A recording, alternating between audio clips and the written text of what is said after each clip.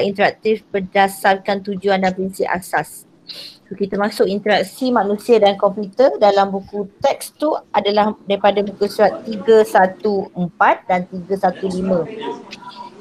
Boleh offkan mic dulu tak yang lain? Okay, thank you.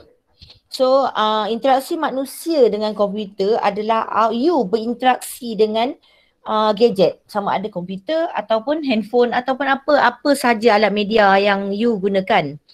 Interaksi terbagi kepada dua, yang mana reka bentuk interaksi dan paparan dan reka bentuk skrin. Okey, dia terbagi pada dua. Okey, kita pergi satu-satu. Dalam buku teks muka 315. Reka bentuk interaksi merupakan aspek penting dan perlu dititik beratkan dalam membangunkan sesuatu produk. Okey, tak kisahlah produk ataupun software yang you nak gunakan.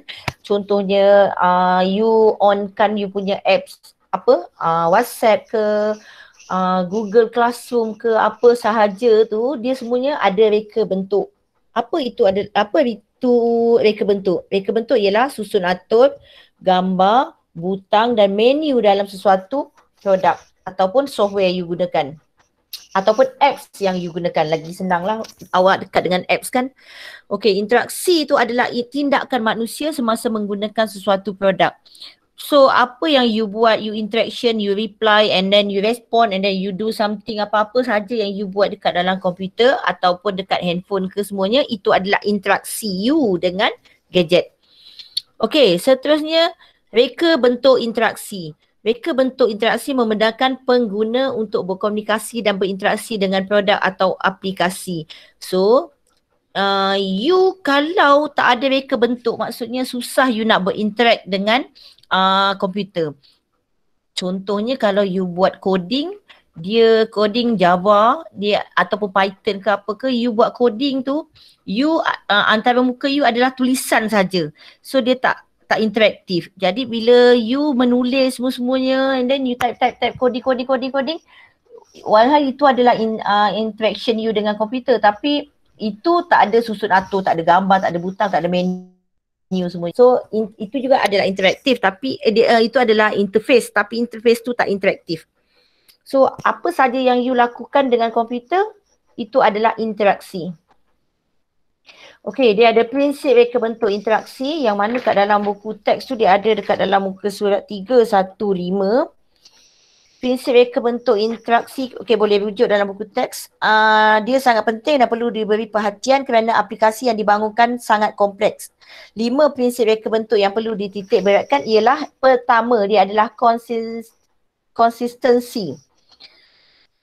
Kedua dia ada maklum balas. Lepas tu dia ada kebolehan untuk menjangka. Lepas tu dia boleh dipelajari. And then yang last sekali, kebolehan membuat pemerhatian. Okay, kita pergi satu-satu. Yang pertama adalah konsistensi. Semua elemen perlu kekal pada kedudukan yang sama supaya pengguna akan berasa selesa semasa menggunakan aplikasi.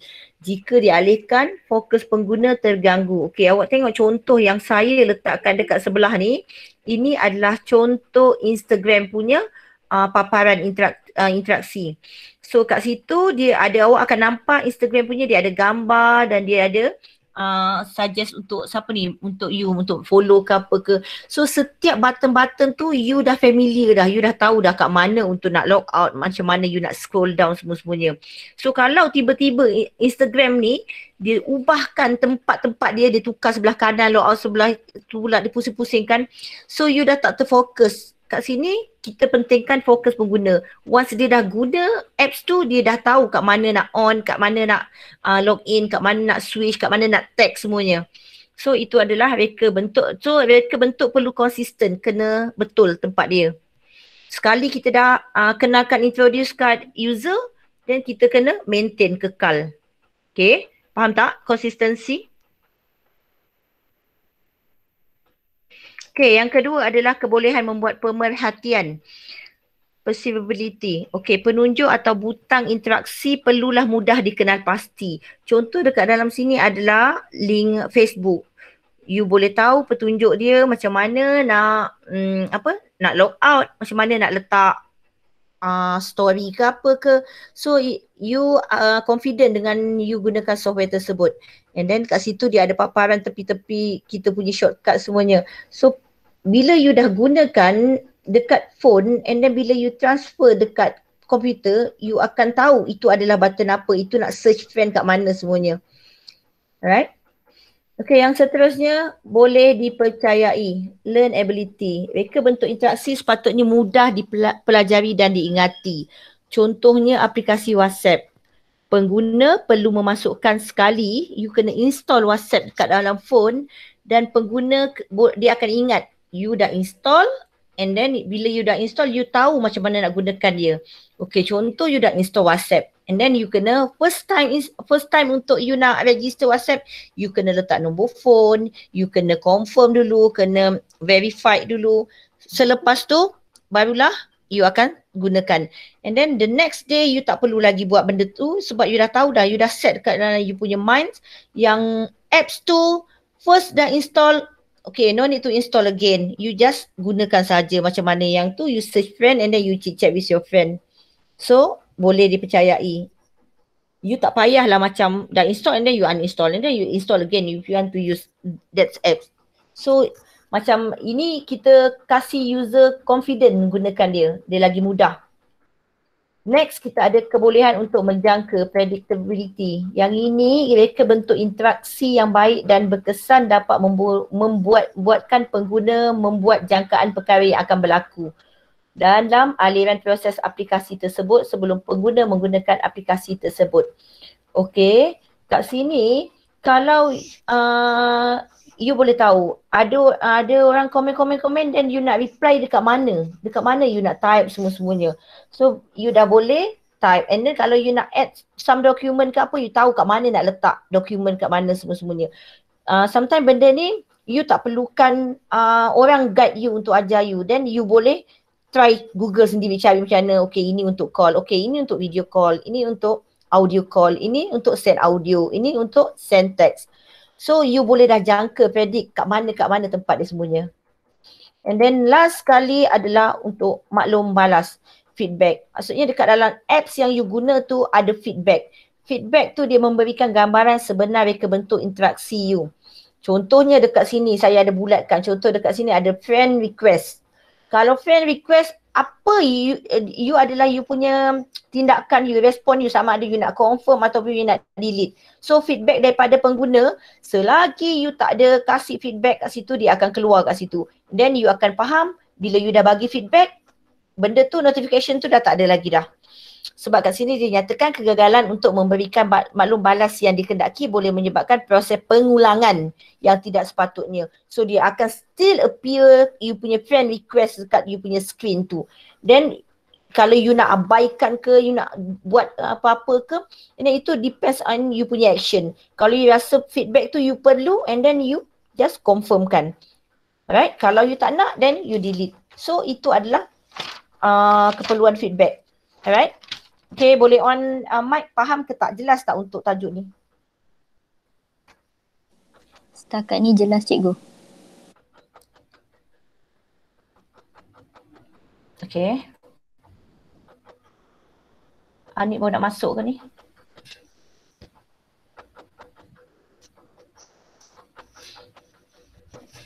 Okay, so kat sini Anik baru masuk ke apa?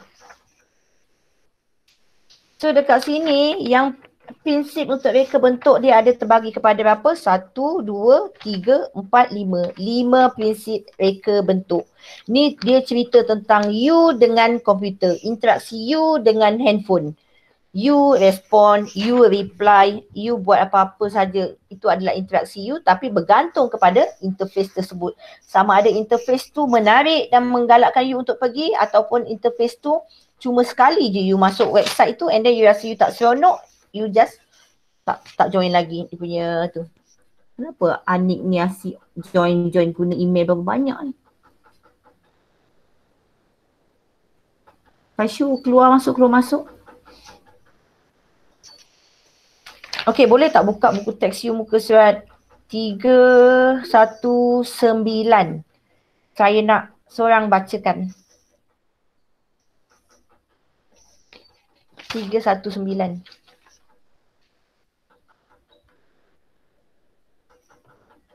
Siapa volunteer nak bacakan episod 319?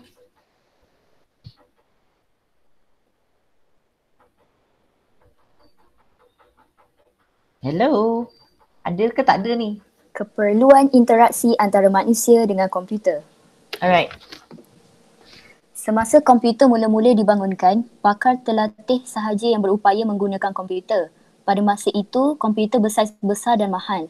Komputer tersebut hanya boleh diperoleh dalam bidang industri dan penyelidikan.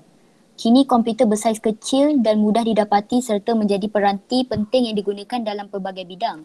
Majoriti pengguna komputer pada masa kini tidak menerima latihan intensif, tidak seperti 30 tahun yang lalu. Hal ini menunjukkan bahawa interaksi antara manusia dengan komputer semakin mudah berlaku. Interaksi antara manusia dengan komputer merupakan proses, dialog atau kegiatan yang dilakukan oleh manusia untuk berinteraksi dengan komputer. Interaksi antara manusia dengan komputer perlu bersifat jelas, intuitif dan semula jadi supaya sesuai digunakan oleh pengguna daripada pelbagai lapisan masyarakat. Interaksi antara manusia dengan komputer mengambil aspek kehidupan seharian dan menggunakan aspek tersebut dalam perancangan membangunkan perisian serta peranti. Sebagai contoh, ikon folder pada antara muka komputer membolehkan pengguna terus memahami bahawa kita boleh menyimpan dokumen digital di dalam folder sama seperti folder di pejabat dan yang menjadikan tempat kita menyimpan dokumen kertas. Okay, thank you. Christina. Ya, saya. Okay, so dekat sini dia cakap keperluan interaksi antara manusia dengan komputer. Okay, majoriti pengguna komputer pada masa kini tidak menerima latihan intensif. Highlightkan kat situ, tidak seperti 30 tahun yang lalu. Maksudnya masa dulu orang nak gunakan komputer kena ada latihan ataupun kursus. Macam awak bayangkan dia nak gunakan WhatsApp, dia ada kursus, jumpa ramai-ramai, kumpul ramai-ramai. Okey, mula buat ini. Lepas tu install. Lepas ni you dah lepas install apa yang you kena buat and then you kena daftar. Okey, satu dia akan guide. Kalau 30 tahun yang lalu, dia akan terima latihan khusus. Jadi lepas bila dia dah berjaya buat latihan tersebut, dia akan terima satu sijil yang mana sijil tu menyatakan dia telah berjaya untuk khusus memasang WhatsApp di dalam phone. Contohnya lah macam itu. Ataupun pada masa dulu tak ada WhatsApp lagi, dia telah berjaya menggunakan Microsoft Excel. Contoh. So dia akan dapat sijil Excel saja. And then dia ambil lagi khusus untuk Word. Okay, bila Word tu dia akan belajar detail Word satu-satu menggunakan Word and then macam mana nak type, macam mana nak bold, macam mana nak colour, macam mana nak italic tulisan tu. Setiap benda yang dia buat tu ada dia punya penerangan dia dan itu adalah khusus dia dan dia kena settlekan khusus tu barulah dia dapat pengiktirafan yang dia telah habiskan khusus tersebut. So itu maksudnya latihan intensif. Tapi pada waktu ini tak perlu benda macam itu semuanya sebab manusia pun dah lama dah follow ikut teknologi semuanya and then you dah train diri you macam mana nak guna and then if you dah guna try and error, kalau tak boleh ini you try ini pula, kalau tak boleh ini ada error you try yang lain pula. So bila dah ada konsep try and error tu, maka latihan intensif ni tak lagi digunakan. Just cuba sendiri and then dah berjaya, lepas tu just go on lagi sekali. Okey, hal ini menunjukkan bahawa interaksi antara manusia dengan komputer semakin mudah berlaku. Dah tak payah lagi nak panggil khusus semuanya sebab you boleh belajar sendiri. Interaksi antara manusia dengan komputer bukan proses dialog dan kegiatan. Any activity you yang relevan dengan komputer, so itu adalah you punya interaksi. Sebagai contoh tadi tu icon folder. Kalau you tadi, okey kejap saya nak sharekan you. Stop sharing kat sini. Okay, contoh kat sini. Kalau you nampak tak you punya screen Nampak tak screen? Nampak cikgu? Nampak. Okay, nampak kat sini. Kat sini ada bila saya buka dekat sini, Shenry Wong punya folder, you akan nampak ini adalah satu folder dan folder ni dalam ni semua ada dokumen. Saya tak perlu nak ajar awak macam mana nak ini adalah folder. Folder ni adalah untuk dokumen. Saya tak ajar satu-satu. Tapi saya ajar you macam mana you nak create folder semua-semuanya. So ini you dah mudah interaksi you akan try kat sini. Kalau okay nak create folder kena new. Oh, Shenvi baru buat fasa 2 ke? Fasa 1, fasa 2. Contoh create folder kena new folder, add folder. Contoh fasa 3. Okay. So you boleh buat sendiri sebab itu adalah interaksi you antara you dengan komputer. Jadi nanti sambung ni fasa 1, fasa 2, fasa 3, fasa 4 semua-semuanya. Tak pasal-pasal saya tengok kerja khusus awak. Alright. So seterusnya adalah sekejap saya nak buku teks muka surat pendapat permintaan dalam pasaran ni semuanya.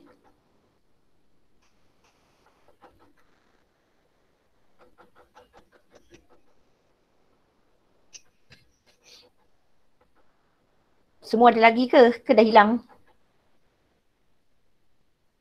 Hello? Ada. Okay. Okay, 3 NF. Okay, mana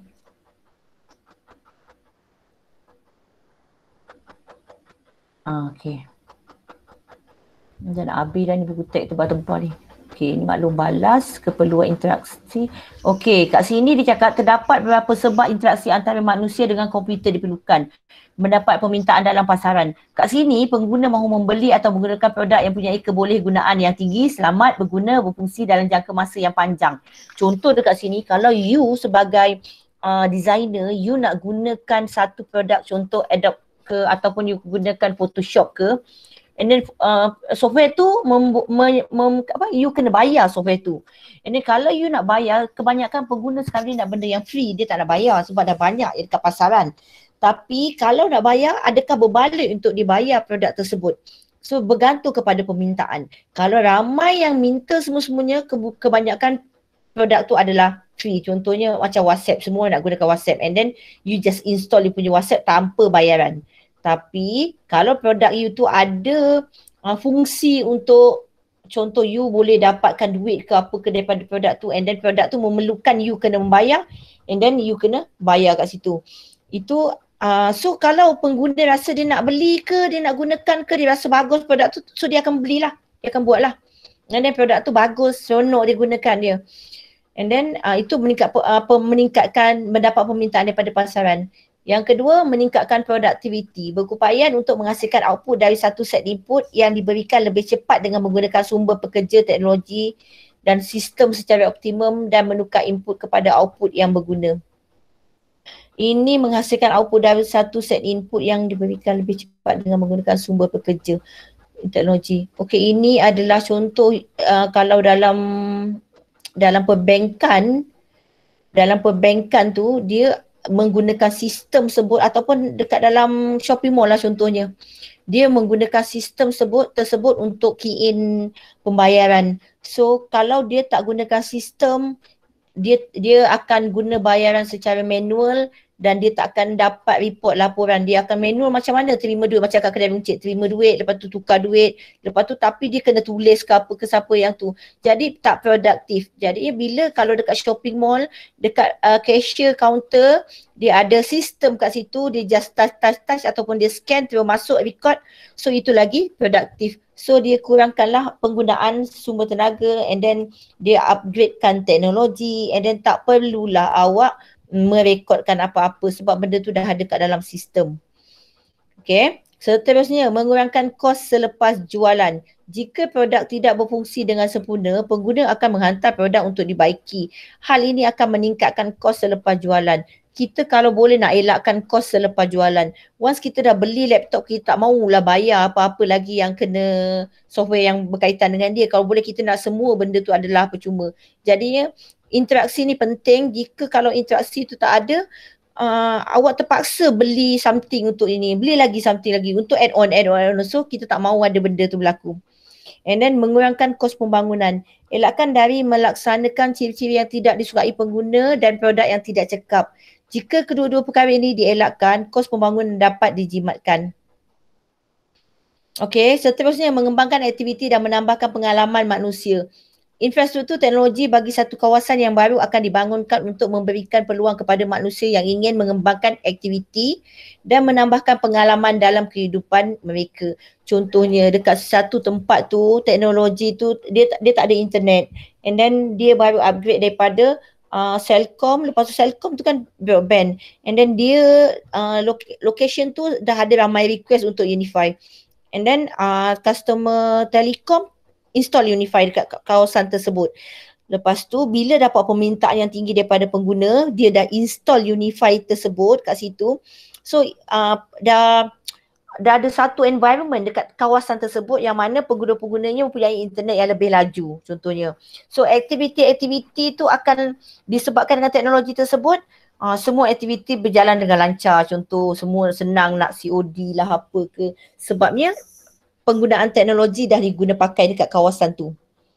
Okey, yang keenam, pengkomputeran sosial. Arus pengembangan laman sesawang, laman web menjana persekitaran interaktif sosial untuk mewujudkan peluang berkomunikasi atau hubungan sosial antara manusia.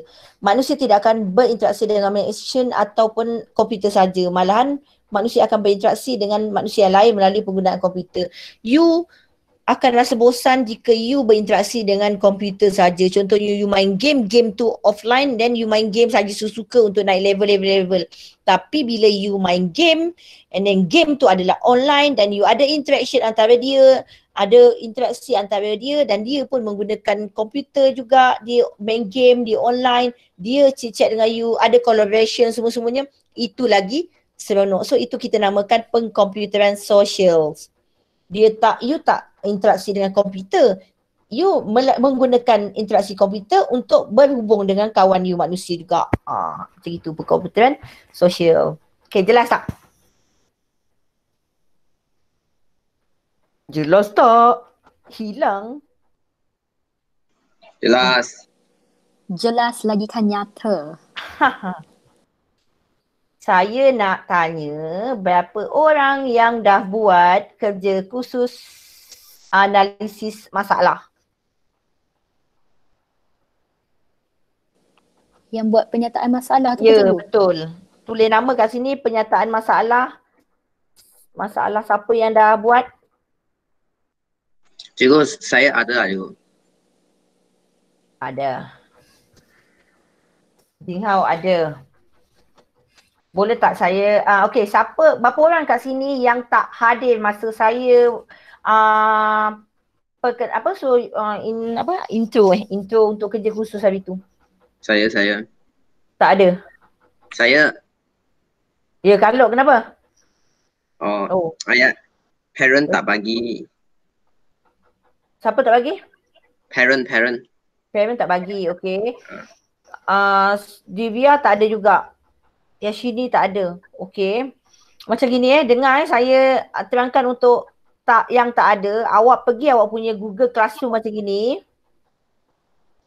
Awak pergi Google Classroom.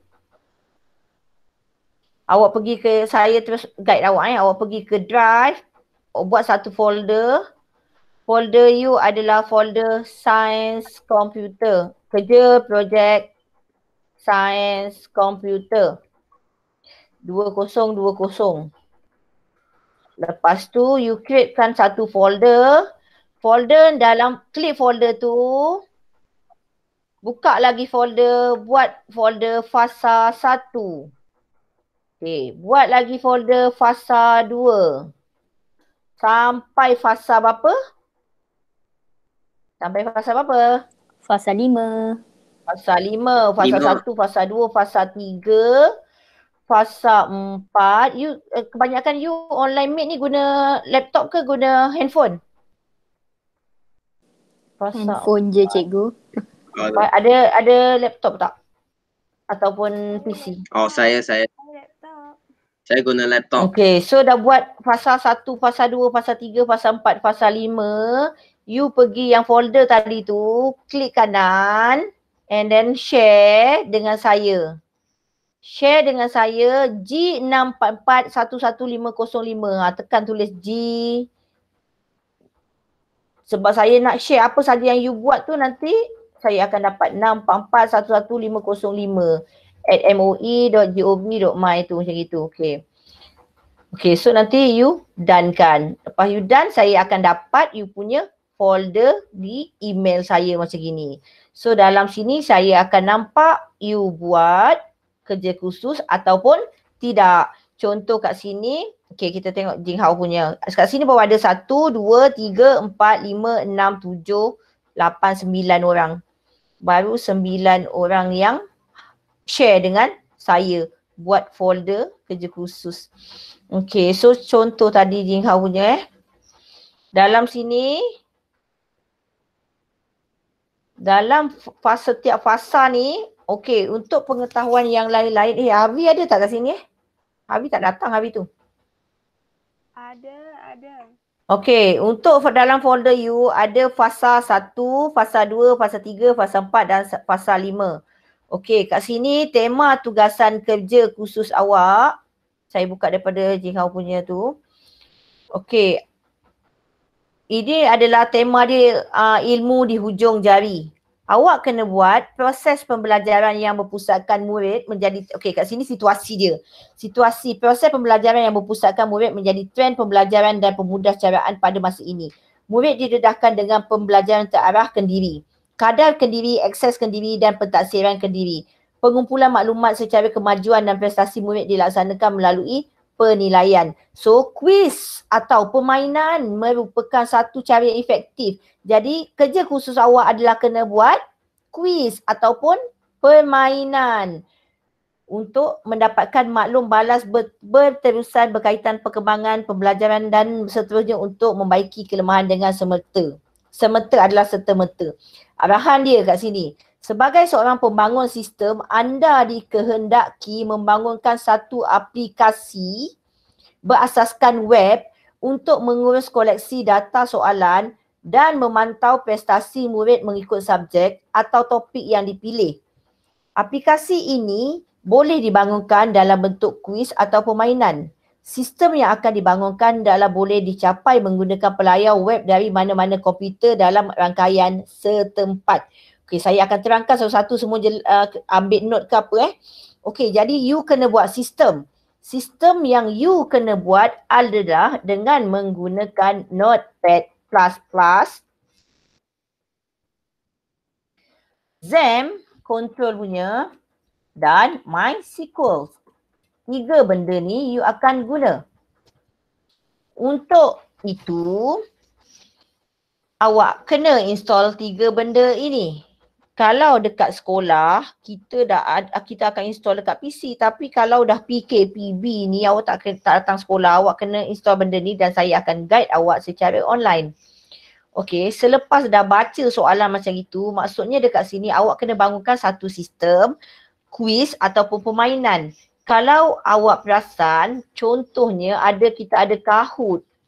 Kahoot ini adalah satu sistem quiz ataupun permainan. Okay. Kat sini, you boleh join kat sini, game, quiz.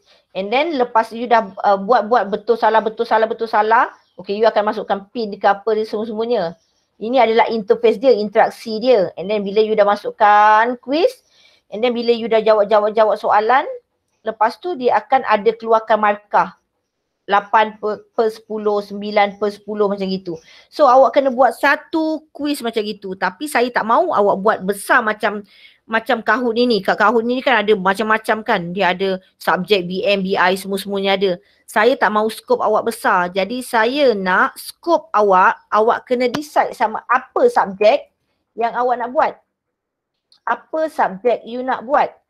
Topik apa dalam subjek tersebut? Topik apa? Contoh awak nak buat subjek bahasa Melayu. And then topik apa contoh awak nak buat? Tata bahasa ataupun awak nak buat simpulan bahasa. Ambil sikit je, kecil je. Subjek bahasa Melayu, topik simpulan bahasa. And then lepas tu dalam simpulan bahasa tu you punya nak soalan jenis macam mana? Kalau macam Kahoot ada betul salah. Kalau yang objektif ada objektif juga yang macam objektif ABCD. Okay. ABCD. Okay. So ini adalah pilihan soalan dia punya tu. You nak buat soalan jenis yang macam mana. Saya soalan esei ataupun struktur pendek ke, semua saya tak nak. Struktur pendek ke, semua saya tak mahu. Kalau boleh saya nak awak jawab soalan betul salah ataupun objektif ABCD, sebab ini lagi mudah you nak guide and then user akan terus dapat markah 9/10 contoh. Kalau macam gini siapa yang nak menanda dan dapatkan markah di soalan tersebut? Kita bukan nak fokus kepada konten soalan tersebut, tapi kita nak fokus kepada apa sistem yang awak buat tu, jadi ke tak sistem tersebut. So kita nak fokus kat sini, sistem dia. Kasih saya soalan tak payah banyak, dalam 10 soalan betul salah tapi buat kat dalam sistem. Jelas tak? Ada soalan dulu tak sebelum saya teruskan yang lain? Ada soalan tak? Tak ada. Di sini je yang jawab, yang lain mana ni? Tak ada cikgu. Okay. Saya nak tunjukkan awak macam mana contoh exam tu nanti. Tapi sebelum tu, untuk siapa yang tak ada kat dalam kelas masa saya terangkan kerja khusus tu, awak kena buat fasa analisis. Fasa 1. Okey, fasa 1 awak kena ada dalam sini detail macam gini. Penyataan masalah, objektif, skop, kumpulan sasaran, menilai sistem sedia ada, tempoh kerja projek. Benda-benda ni kena ada kat dalam sistem. Buat tajuk satu Google document, awak kena letak kat dalam awak punya fasa 1. Pertama kena ada penyataan masalah. So minggu ni kalau boleh saya nak awak buat benda fasa 1 dulu. Penyataan masalah, ceritakan sekarang ni, boleh ceritakan pasal isu pandemik yang berlaku sekarang ini dan kita menggunakan teknologi. Okey, ceritalah macam gini, macam Jing Hao ni cerita pasal teknologi, permintaan terhadap teknologi semakin meluas, and then you pembelajaran terarah, gunakan teknologi ICT untuk pembelajaran. And then ini semua adalah brief, ringkas, draft je, tak payah cerita pasal BM, subjek apa-apa, semua tak payah dulu. Ini semua cerita pasal teknologi. Lepas tu awak manfaatkan teknologi untuk apa? Lepas tu isu dia adalah kekangan pelajar menggunakan offline. Sekarang gunakan sistem macam mana? Cikgu kasih quiz guna offline, kasih kertas, yang cikgu tanda semua-semuanya. Jadi sepatutnya disebabkan dengan permintaan terhadap teknologi yang tinggi ni, semuanya boleh dilakukan secara online. Okey, itu adalah penyataan masalah. Highlightkan benda yang pandemik COVID-19, distance pembelajaran, distance learning, and then lepas tu je cikgu menggunakan online learning, then you pun guide, student pun akan belajar, tahu dia punya alamak macam saya nak cakap skor dia punya ranking dia berapa, ranking dia apa tu semuanya. Sebab quiz tu kan boleh test. You okay, subjek ni I dapat full score, mesti saya terror macam itulah. So student pengguna tu akan menilai, okay dia dah master untuk subjek ni, dia dah master ke belum, dia belum lagi, okay dia masih sederhana. So penyataan masalah, awak kenakan ceritakan pasal situasi yang berlaku pada masa ini dan kenapa pentingnya wujudkan sistem tu pada masa ini, sistem tu. And then scope kat sini saya ada kasih kat dalam dekat dalam WhatsApp tu. Okey, skop ini berfokus kepada mata pelajaran apa, tingkatan berapa. Sistem ini fokus kepada soalan apa dia, objektif ke, betul salah ke, apa ke. Sistem hanya memaparkan prestasi markah secara individu. Ataupun sistem hanya boleh apa, skop awak ni apa yang awak buat. Okey, sistem berfokus kepada mata pelajaran bahasa Melayu. Okey. Then awak nak tambah lagi sikit ke subjek topik apa ke, boleh juga kat dalam sini. Sistem ini fokus kepada soalan objektif saja. Alright. So ini adalah skop dia. And then skop objektif. Objektif pun saya dah share juga dekat dalam sains komputer. Awak kena, ini macam Jihau tak siap lagi ni. Mengira prestasi pelajar SMK Sri Bintang Selatan dalam kuis online bahasa Melayu. Memaparkan rekod prestasi murid. Apa lagi objektif ni? Menukarkan sistem secara manual yang lama kepada sistem secara online yang lebih berteknologi. Okey, itu objektif. Lepas tu kumpulan sasaran. Target you adalah siapa? Sistem ini buat karangan lah. Sistem ini, contoh.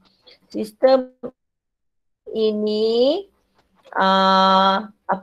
untuk murid tingkatan 4 bla bla bla, tingkatan 4 apa. Sistem ini berupaya untuk ini. Kena terangkan apa sistem ni, target dia. Target kumpulan sasaran. Okay. Lepas tu dekat sini you kena buat sikit-sikit dalam satu page ini, and then menilai sistem sedia ada. So kat sini you ada kena buat vice besar. Contohnya compare sistem lama, you kena versus dengan sistem baru. Quiz yang lama manual, cikgu gunakan dekat dalam kelas. Cikgu gunakan di dalam kelas. And then cikgu menilai dari aspek apa dia, siapa pelajar jawab betul, siapa pelajar yang jawab betul, siapa yang salah, yang jawab betul, apa yang salah. And then cikgu tak ada record kat dalam buku, ataupun maybe ada tapi cikgu kadang-kadang dia dah sibuk kat dalam tu, tak ada record dalam buku contoh dia. And then murid pula dia akan ada yang tertinggal tak dapat nak join, mungkin murid tu pasif sehingga tak banyak cakap dalam kelas, so dia dah tertinggal. Dia tak dapat nak ukur dia punya pencapaian dia, tak dapat nak tahu ataupun ukur pencapaian dia sendiri, individu lah. Itu sistem manual. And then sistem baru yang you nak buat quiz online, sistem baru ni quiz online, you kena buat essay quiz online. So you kena cakap sistem ni lagi apa? Sistem ni lagi bersistematik, tersusun, sebab you ada buatkan satu bab satu chapter. And then lagi meluaslah sebabnya dia adalah online, gunakan internet. And then lagi satu, setiap murid dapat turut serta dalam kuis online tersebut dan menilai prestasi masing-masing. So inilah yang awak kena ceritakan dekat dalam menilai sistem sedia ada. Kena comparekan sistem lama dan sistem baru. Faham tak? Kelas, faham ke tak? Faham. Faham cikgu, faham. Okay. So ini kalau siapa yang ada handphone snap ini, awak kena buat macam gini. Okay, dah screenshot. Okay, good. Okay, kasih. Cepat.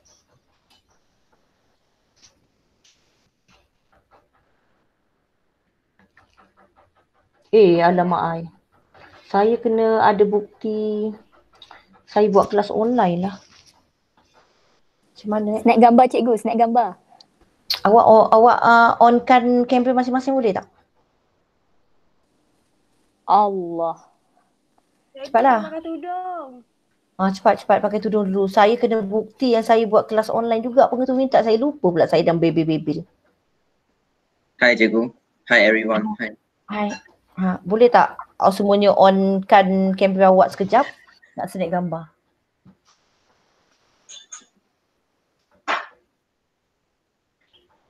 Kalau dah ada. Oh cikgu, jap cikgu, sabar jap. Tak apa. Slide out. Oh, dia dah ada whiteboard ni sekarang. Dah sekejap start a new whiteboard. Oh, okay, good. Nanti kita boleh try. Hai Jinghao. Hai Jinghao.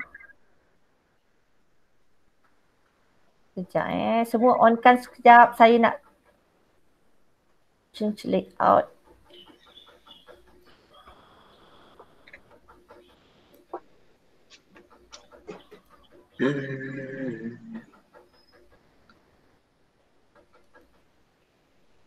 Dah siap ke belum pakai tudung siapa?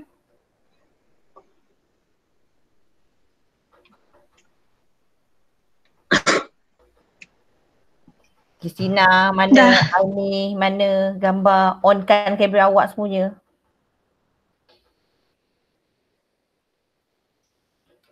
Shenvi ada tak hari ni?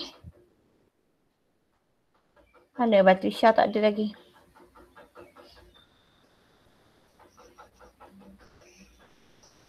Print screen, save, hantarkan dulu kat sini.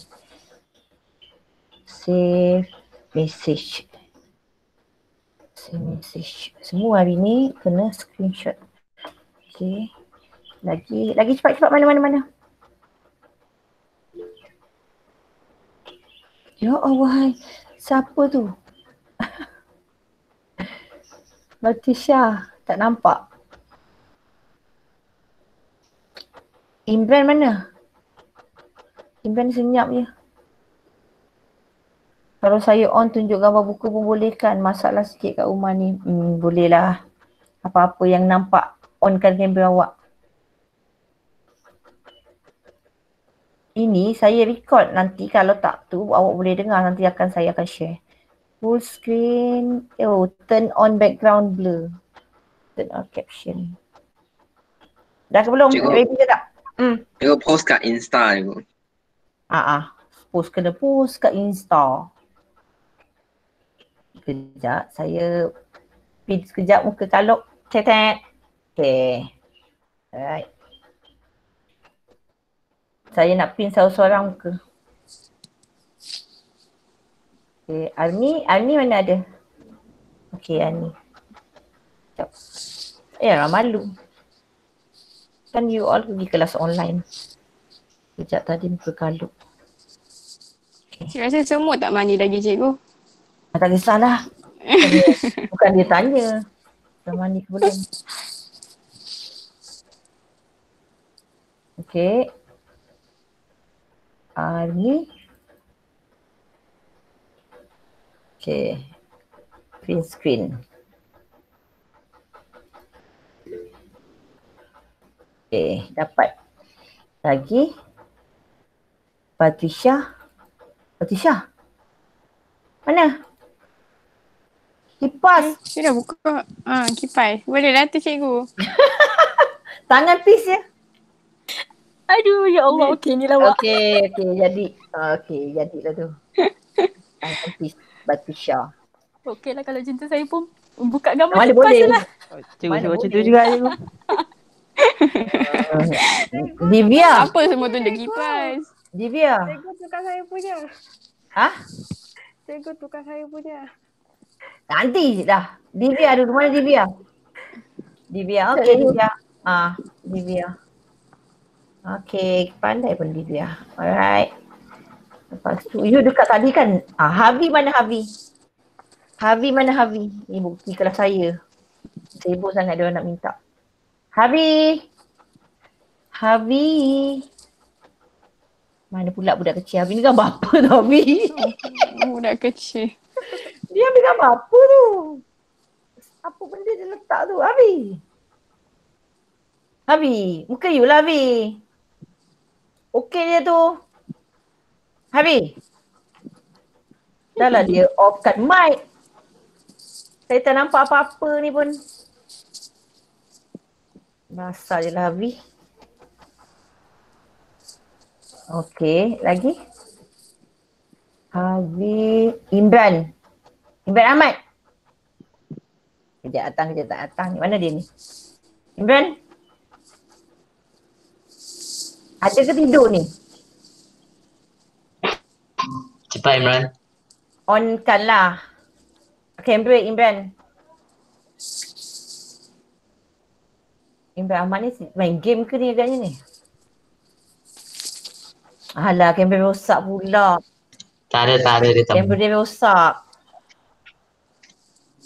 Okay. Jing Hao, kita tengok Jing Hao. Okay, good. Okay. Saya nak masuk kat dalam Instagram. Cikgu, kamera saya rosak cikgu. Kamera rosak. Tak apa, awak punya screen shot gambar apa ni? Kaluk tadi dah kan? Kaluk dah kan? Ke belum? Sudah. Okay. Imran Azhar. Satu kamera rosak. Cikgu gambar kipas. Bencinya. Gambar kipas saja. Okey, lagi Nurin. Nurin? Nurin? Nurin, mana Nurin? Nurin mana Nurin? Ya Allah, dia kasih. Ish. Gila apa? Orang dapat muka glamour sikit. Pasyu mana? Pasyu mana?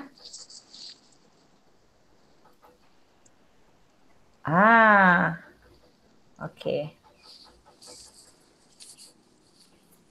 Nak buat kolas nanti kelas saya. Ke sini? Ke sini? Tak boleh dapat pun kat sini. Okey, saya nampak. Saya nampak dia. Alright. Sekejap. Pakai headphone. Ke sini. Okey, ambil attender dulu ni. Sini. Yong! Ya Allah, Yong. Hari ni senyap saja, Yong. Yong senyap je. Okey. Yong. Cukup tak? Semua dah. Okey, ada 13 je. Maksud saya. Alright. So, ada apa-apa nak tanya ke? Kerja khusus?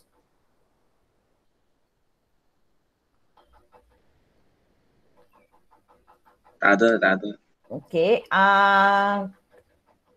Yang tak datang hari tu tolong buat benda ni lah. 1, 2, 3, 4, 5, 1, 2, 3, 4, 5, 6 ni. Lepas dah buat, bagi tahu saya. WhatsApp kat grup sains komputer pun boleh. Tak ada masalah. Yang penting awak buat. Cikgu, cikgu itu bukan last week sudah buat ni. Dah sampai sini ke menilai sistem sedia ada kumpulan sasaran? Oh, itu tak ada lah. Baru itu hari baru you buat penyataan masalah yang ada pun buat sampai objektif dengan skop je. Baru 3. Oi, kalau tak ada buat kalau lagi tak ada buat. Sorry lah. Kalau tak datang sekolah. So you kena settlekan kumpulan sasaran, menilai sistem sedia ada, objektif, penyataan masalah, skop.